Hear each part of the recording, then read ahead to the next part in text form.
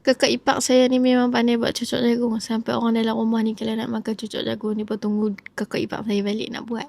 Baru kami makan. Hari tu saya pun ambil inisiatif lah nak belajar daripada dia buat cucuk jagung. Tapi dia kata tak ada ukuran yang accurate. Orang kata masak ikut mata dan sedap hati je.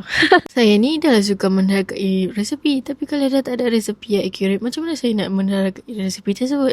Saya pun menyukai lah apa yang bahan yang keluar daripada mulutnya. Pertama kali dia kata kita kena buat ibu tepung. Saya dah macam, ibu tepung apa benda tu? Ibu tepung adalah campuran ayak panas dengan tepung gandum. Maksudnya untuk memegang ayak, memberi kelempatan dan melembutkan bahagian dalam cucuk. Dekat dalam adunan ni juga ditambah dengan tepung pulut. So, dia punya cucuk tu akan jadi chewy kat dalam. Bila digoreng dengan minyak panas, dia akan crispy kat luar. Itulah rahsia kesedapannya.